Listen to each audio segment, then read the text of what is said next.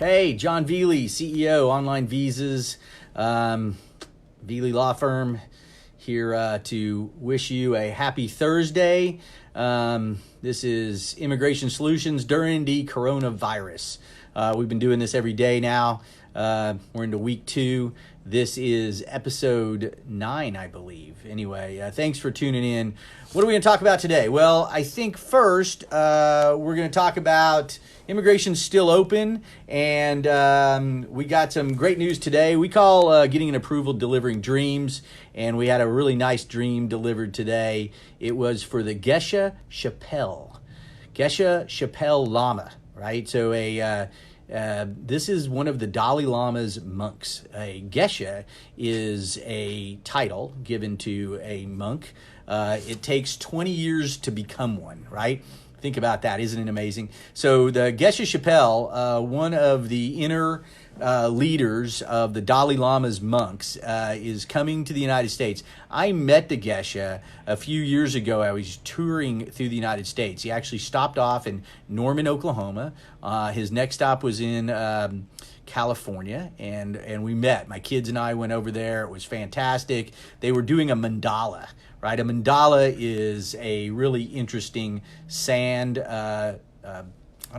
work of art, right?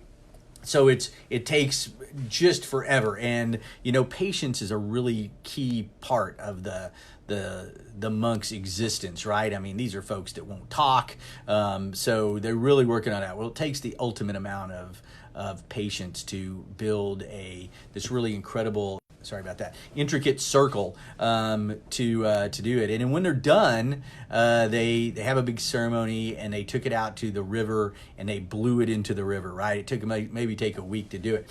So they chant, and they had these great singing bowls, you can make it sing and stuff like that. And so we did the visa as a culturally unique artist, right? So not a religious visa, but a culturally unique artist. And so we got him in before, and he brought some other monks with him, and we went and ate Indian food. So the monks are living in exile.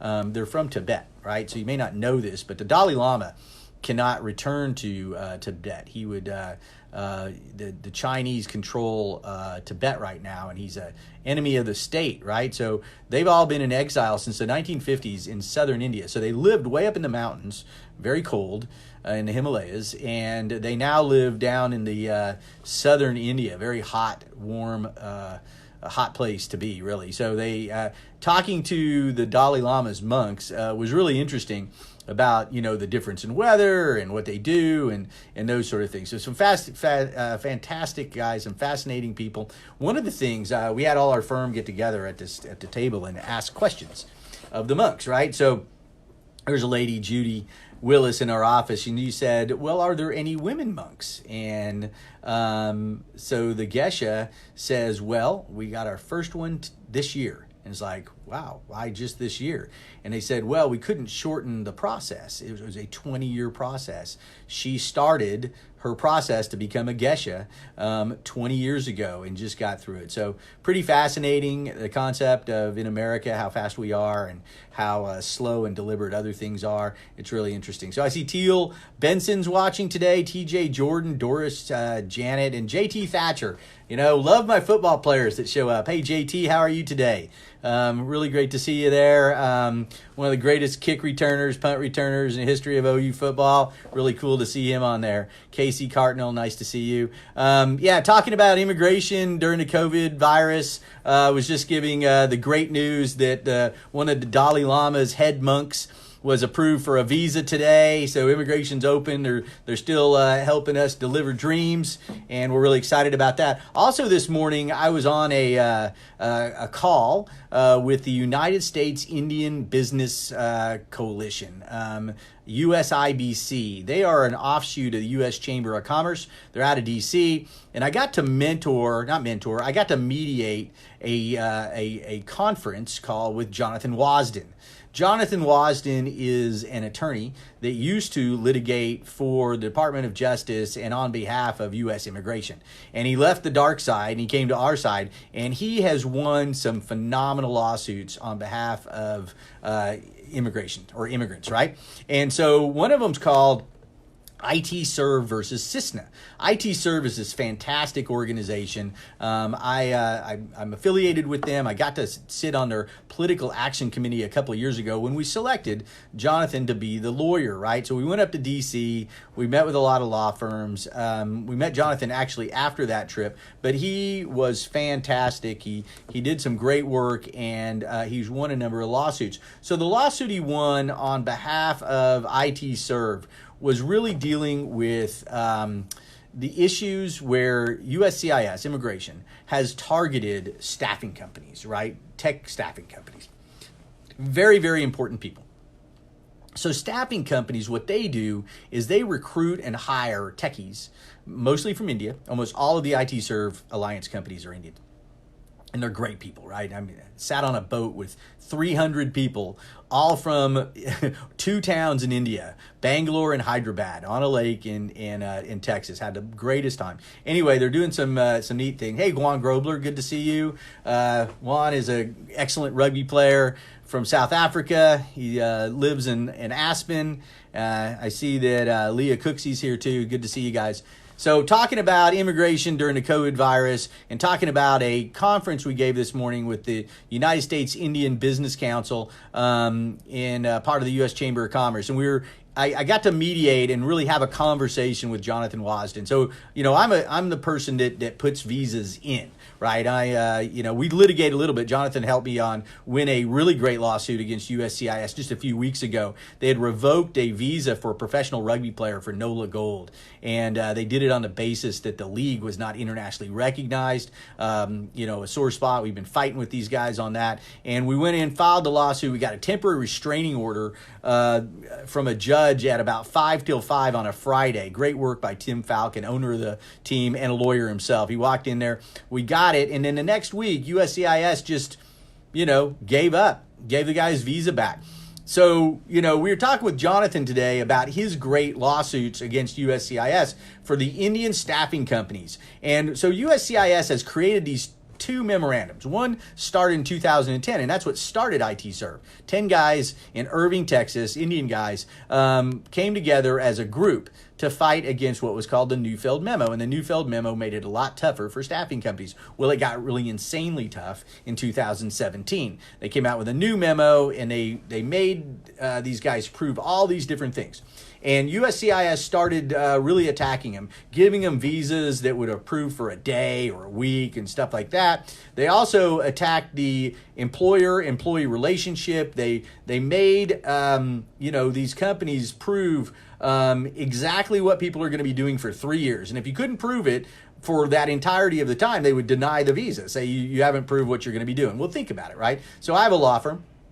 If I had to say what exactly I would have my people doing for the next 3 years, I'd be making it up, right? It's crazy. So, there were limited circumstances we do it. There was all sorts of difficulties in this, right? Number one, a lot of these contracts might be given in 1-year increments, but extended over and over again, right? They've been extended for the last 15 years, maybe the last 5 years. But sometimes they're in their first year. And you could show that it was going to go on. But anyway, Jonathan Wasden won a great lawsuit called IT Serve versus Cisna. Cisna is Francis Cisna. He was the head of USCIS. That's why he was named to that. I sat on a panel with Francis once a number of years ago at the Sports Lawyers Association. Decent guy, but he came in and he really made things a lot more difficult. But then he's left, and they got Ken Cuccinelli now. And Ken Cuccinelli, man, that guy.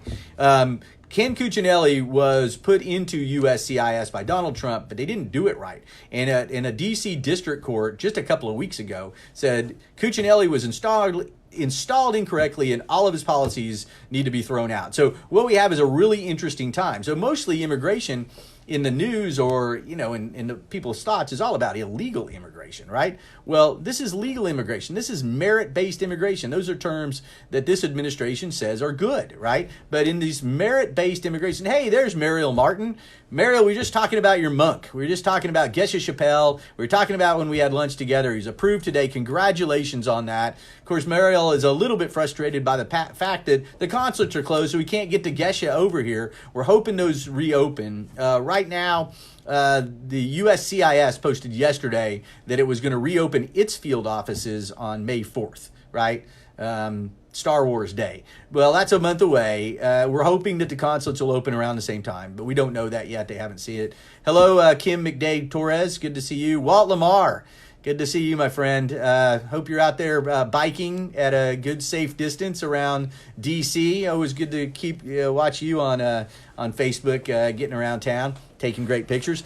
So, look, we're talking about USCIS, the way it's been targeting different things. They've been really targeting legal immigration in a horrible way. They've raised the level of almost all visas without changing the laws at all, just policy differences. So we've been fighting, and litigation has now become a real necessity, right? I was just talking about a case that we had to bring recently to get them to repeal a ridiculous decision. But you know what? I mean, we have to do this every time. It's crazy to file a federal lawsuit on a visa that, you're charging your clients maybe a few $1,000s and something they want done very quickly. So look, it'll be interesting to see what immigration looks like on the other side of this virus. I think there's some opportunity. A lot of things are changing right now. Have you noticed that? I mean, all sorts of things are being thrown through, in the changes of these laws and all these omnibus bills. People are taxing all sorts of pork. You know what I'd like to see? Let's raise some H-1B visa opportunities here. They raised the H-1B for agricultural workers. Yes, we need agricultural workers. We need people picking our fruits and our vegetables right now and getting them to us. We need truck drivers that move them. But we need doctors. We need doctors and nurses. And doctors and nurses are tied down right now, right? They're having there's no premium processing. So you can ask for some special dispensation, but it's going to say, like going to a congressman and say, we got a doctor and we need him to get through. Can you make a phone call to USCIS? Look, that's crazy. USCIS has not moved. Now, on my great call with the U.S. Indian Business Council, there's some discussion about how that version of the Chamber of Commerce can go in and make some suggestions to the government on what they do. Immigration is really back on the end, right? And that makes sense, right? We've lots of countries have closed their borders. The United States has not closed it completely, but its consulates are closed. You can't get through those. USCIS is not doing premium processing, things like that. But there are things that we need to look at in the long term right now while we're making these decisions. And one of them is, let's make some of these visas easier to get, especially in the healthcare industry. So maybe there's an opportunity to lighten these guys up. Right now, what's going to happen to our workforce at the tail end of this is it's not going to be good. A lot of people are going to die, right? We're going to need jobs filled. We have already been in a scenario with an aging population with the baby boomers that immigration is going to go from being a dirty word into a necessary word. It's always been crazy to me that we're kicking people out of our workforce. ICE is out there gathering people out that work for companies in the United States. They're like, well, these are bad guys. Let's get rid of them. Well, why are we looking at it from that perspective? There are companies that need these people. I can't imagine what it would be like if I owned a restaurant and ICE came in and took all of my my chefs, my cooking staff is what I meant to say. What if all of them got done? What if I owned a manufacturing facility and ICE came in and stole all of my employees? How long would that company stay open? And what if that company was a major employer of a lot of other people and it had to shut down because it got raided, right? Now, you might say, well, they're illegal, let them go. But look, all laws are not the same. It's also illegal to speed. Are we going to deport people that go 65 miles an hour? These are regulatory laws. They're not natural law.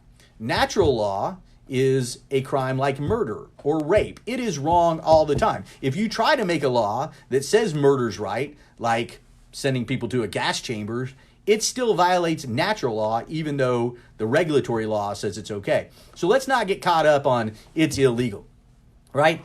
These are arbitrary borders that people are on one side or the other. Matter of fact, those borders have changed. Texas used to be part of Mexico, but now it's not. It's now America, right? So I get that. I don't want to really have to get in a philosophical discussion, except that I think we need to, right? So why are we equating somebody that comes in the country improperly can't work forever and they're just done, right? Now, I don't represent a lot of people that have snuck in this border because there's nothing I can do for them. I bring in people that go through the process legally, stay through the process legally. But what we're doing is weird for our economy by throwing out all the workers. Now we have a pandemic that's wiping out more workers. We definitely need medical people. But on the other side of this, we're going to need more employees, right? We're going to need them anyway because the baby boomers are aging out.